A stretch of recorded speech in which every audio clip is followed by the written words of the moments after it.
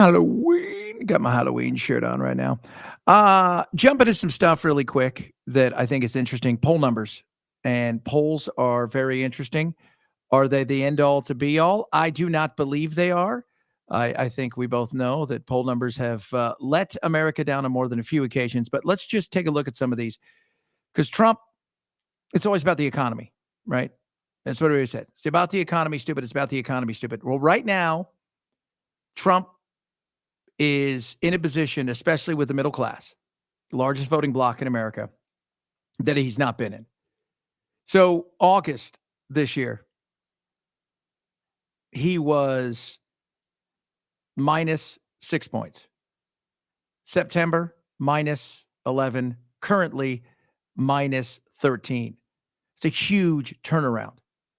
The economy matters. And, even yesterday, it was one of those things where I was watching him talk about, well, everything's down, everything's not down. And one of the big things that got Biden in trouble, and I continue to remind people of this over and over again, one of the big things that got Biden in trouble, besides the fact they didn't know where he was, and, the other stuff like immigration and whatnot, is his administration continued to tell everybody it was transitory. Don't worry about it. It's transitory.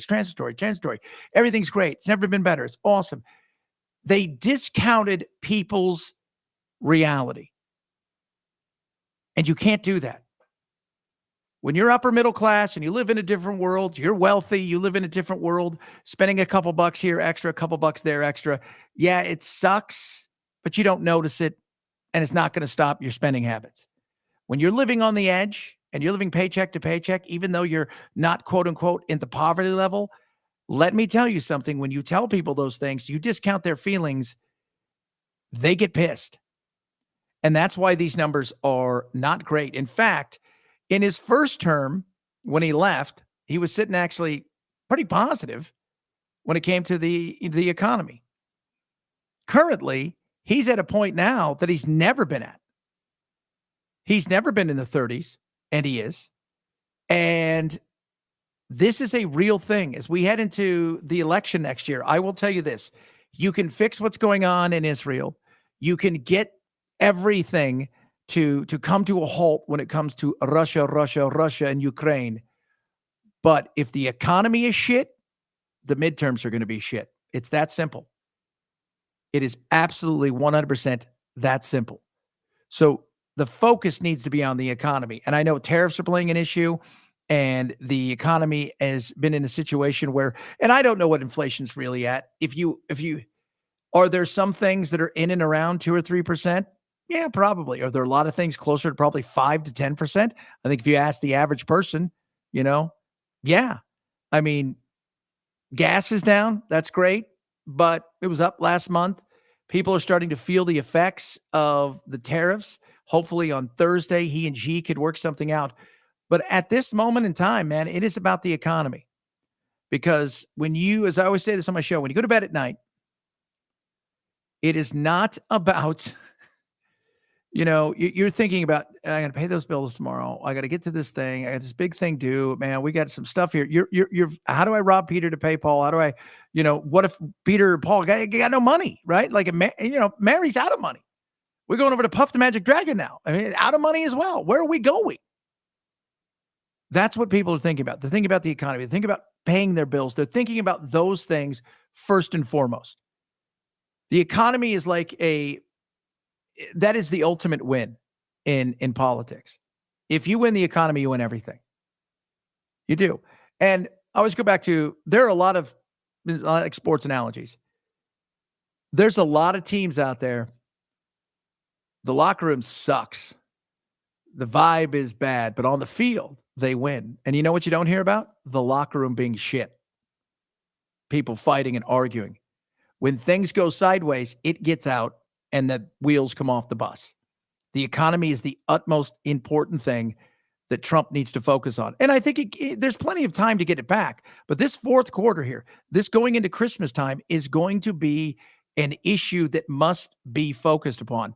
And when everybody talks about, and I've heard this a lot over the last several days from people, when everybody talks about, well, the stock market's up, the vast majority of people don't have private investments. They have a 401k And a lot of them are drawing off their 401k and borrowing on it right now because they're struggling.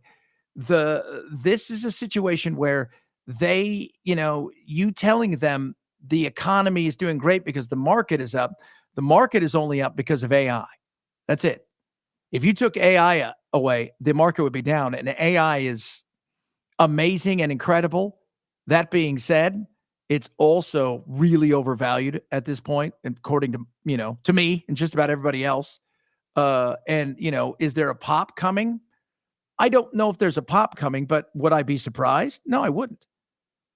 So, but Main Street and Wall Street have never been further apart in this situation. So the economy, the average person, that's what they care about. You've got SNAP and everything going away on Saturday. States are trying to figure out what they can do to make up some of the slack. You've got faith-based leaders and nonprofits out there trying to do the same thing. And you've got a government on both sides of the aisle that they don't sound like they're ready to come to the table. And until one of them absolutely is the one to blame, they probably won't come to the table. Not right now. So we shall see. A lot more to get to. Follow along. Follow my podcast. Like and subscribe here. A lot of good stuff coming. We're also on our show. We're counting down the 20 greatest, scariest horror movies of all time. We're having a good time with that. Today was number 4. It was an amazing Texas Chainsaw Massacre. If you've never seen the movie, the original, scary AF. Tobe Hooper did an amazing job. And John Larroquette, the great John Larroquette, is actually the voice of, the narrator in the film. And he is absolutely fantastic. Funny thing, he's never seen any of those movies. So the great John Larroquette from Night Court and all these other things, he's never seen any of Tobe Hooper's Texas Chainsaw Massacres. Was a fine, fascinating.